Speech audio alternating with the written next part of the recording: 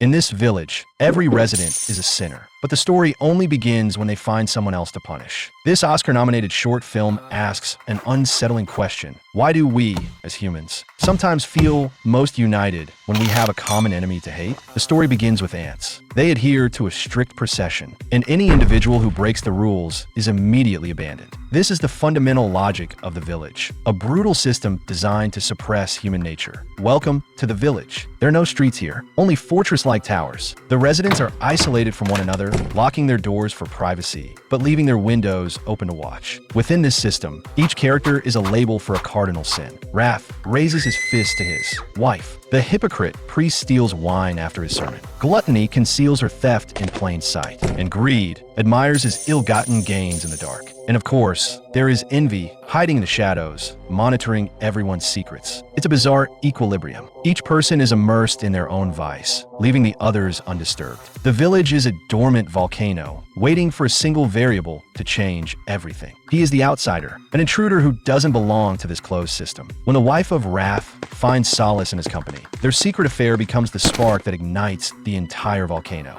The affair gives envy the perfect excuse to tear down the invisible walls between the villagers. For the first time, his telescope connects all the isolated sins into a single hidden network. But the true explosion is triggered by a brilliant chain reaction of vice. While envy was focused on the affair, he provided the perfect cover for a much darker crime. The violence of Wrath finally merges with his desire for what greed possesses, and it escalates into murder. At this very moment, the film's most ingenious scene unfolds. As the well-meaning outsider tries to play the hero, as he climbs the murderer's ladder, he has no idea that in the eyes of envy, he has just transformed from a rival into the perfect scapegoat.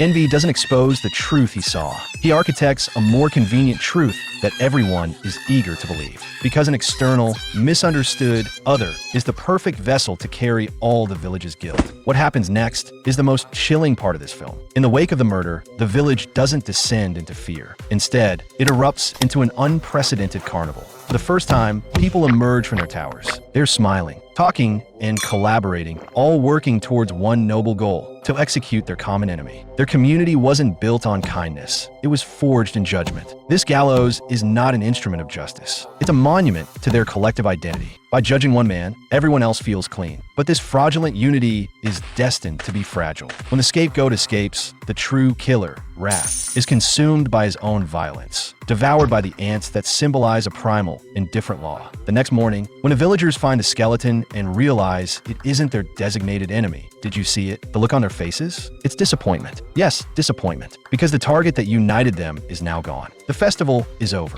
The community dissolves. They retreat back into their islands, continuing to pretend, continuing to decay. Just like the ants at the beginning, the system has reset, awaiting the next cycle. This short film has no single villain. It only has a dysfunctional system. It reveals a brutal truth. In this village, the only thing stronger than sin was the need for a sinner. The story of the village is over, but its blueprint is constantly reenacted in human society. And now, it's our turn to reflect. In our own lives, how much of our so-called unity is also built on the judgment of a common enemy?